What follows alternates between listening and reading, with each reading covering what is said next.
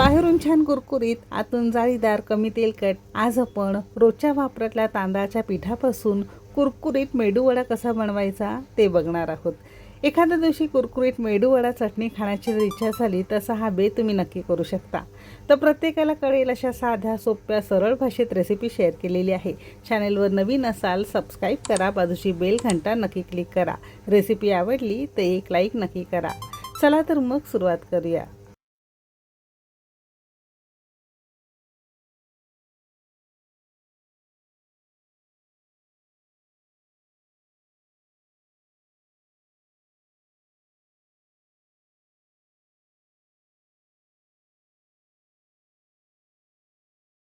सुरुवातीला इथे आपण एक मोठा कच्चा बटाटा याची सालं काढून बारीक किसणीवर किसून घेणार आहोत. लहान असतील तर 2 मध्यम आकाराचे तुम्ही इथे बटाटे वापरू शकता. अजिबात तुम्हाला इथे बटाटा उकडून घ्यावा लागत नाही. असा हा बटाटा तुमच्या वड्याला घातला की तो वडा आतून कच्चा किंवा चिकट कडक होत नाही. छान जाळीदार आणि चवीलाही अगदी छान लागतो.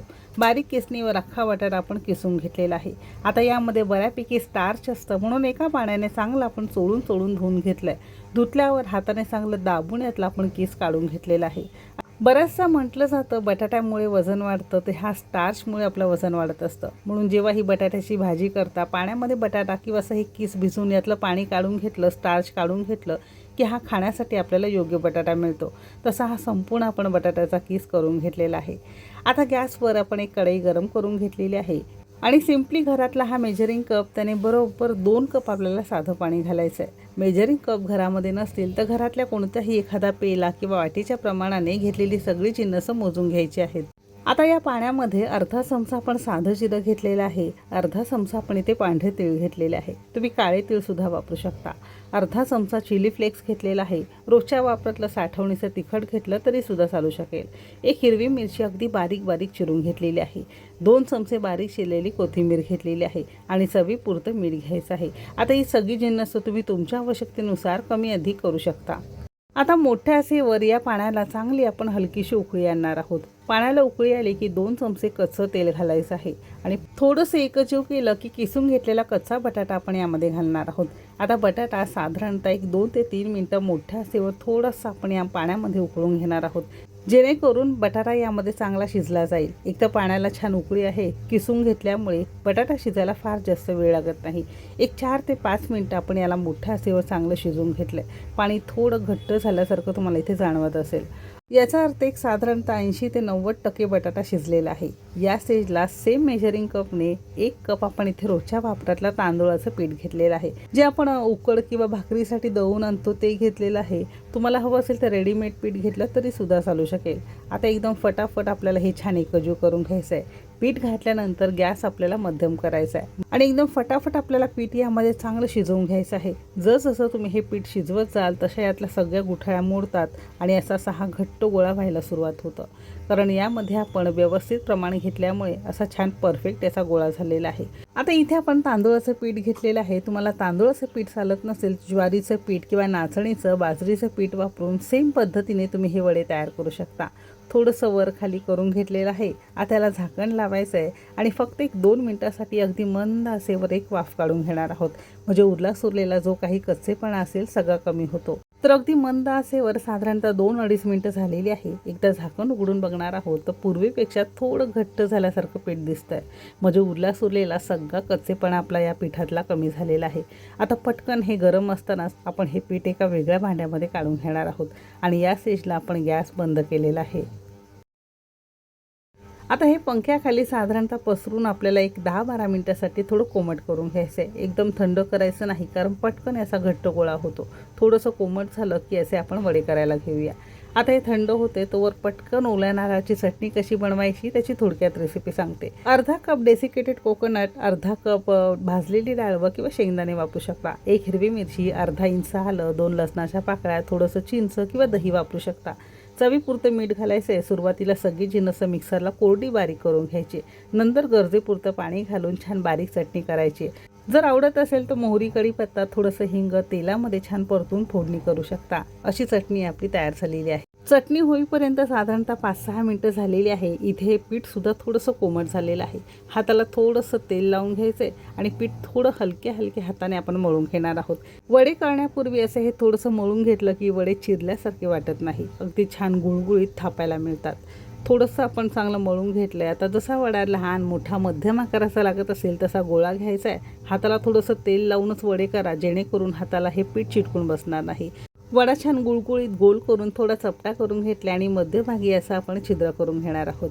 असे हे तुमचे मेदू वडे तयार झालेले आहेत. हवं असेल तर दोन्ही बाजूने छिद्र करा, एका बाजूने केलं तरी सुद्धा चालू शकेल. तुम्हाला जसं लहान मोठा लागत असेल तुमच्या आवडीप्रमाणे हे वडे करू शकता. आणि आपण घेतलेल्या जिन्नसात साधारणतः मोठ्या आकाराचे 10 वडे तयार होतात. मध्यम आकाराचे 15 वडे होतील. अगदी लहान करत असाल तर 20 ते 21 वडे आपले तयार होतील. जशी तुम्ही साईज कराल त्यानुसार तुमचे वडे तयार होतील. तर आपण इथे असे हे मध्यम आकाराचे काही वडे थापून घेतलेले आहेत. असे वडे तयार झाले की पटकन आपण याला तळून घेणार आहोत. वडे तळण्यासाठी मोठ्या आचेवर छान कडकडीत धूर येईपर्यंत आपल्याला तेल गरम करून घ्यायचं आहे. तेल जर तुमचं परफेक्ट गरम असलं की वडे अजिबात तेलामध्ये सुटणार नाही. ही खास टीप आहे, लक्षात असावी. तर मोठ्या आचेवर साधारणतः 5-6 मिनटं चांगलं याला बुडबुडे येईपर्यंत आपण तेल गरम करून घेतलं आहे. आणि एका वेळेस 4 ते 5 वडे आपल्याला घालायचे. सुरुवातीच्या घाण्यामध्ये खूप जास्त वडे घालायची नाही, तर फुटण्याची शक्यता असते. आता वडे एकदा घातले की मोठ्या आचेवरच ठेवायचं आहे. अजिबात यामध्ये पळी, चमचा, झारी वगैरे घालायचं नाही. याला असं सोडून द्यायचं आहे. जर यामध्ये तुम्ही काही घातलं की वडा एखादा फुटण्याची शक्यता असते. आणि जरी असं होत असेल तर पिठामध्ये चमचाभर तुम्हाला मैद्याचं पीठ किंवा गव्हाचं पीठ घालून नंतर वडे तुम्हाला थापता येतील, जर तुमचे वडे फुटत असतील तर. आता मोठ्या आचेवर साधारणतः 5 मिनटं झालेली आहे. बघू शकता यातले थोडेसे बुडबुडे कमी झालेले आहे आणि वर असे हे तेलावर वडे तरंगू लागतात.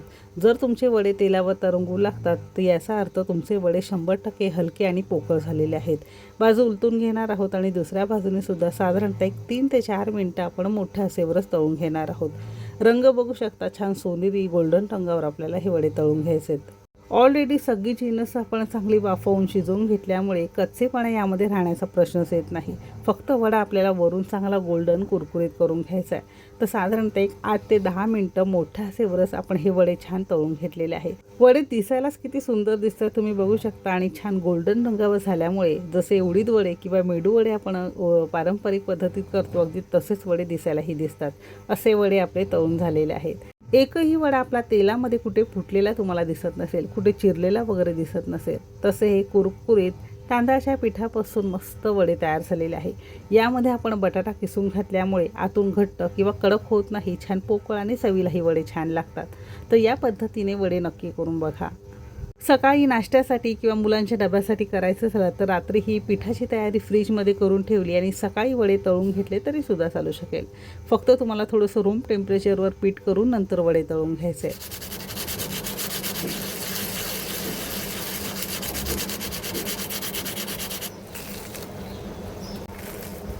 मग आहे की नाही एकदम मस्त बेत. तर एखाद्या दिवशी मेदूवडा चटणी घरामध्ये खाण्याची इच्छा झाली, डाळ भिजवली नसेल तसं हे मेदूवडा चटणी तुम्ही सुद्धा नक्की करून बघा. एकदम मस्त ही नाश्त्याचा प्रकार तयार झालेला आहे. रेसिपी आवडली असेल तर एक लाईक नक्की करा. चॅनेलवर नवीन असाल सबस्क्राईब करून बाजूची बेल घंटा नक्की क्लिक करा, म्हणजे येणारे प्रत्येक रेसिपीची नोटिफिकेशन तुम्हाला मिळत जाईल. आणि कमेंट बॉक्समध्ये तुमच्या प्रतिक्रिया अगदी भरभरून लिहा.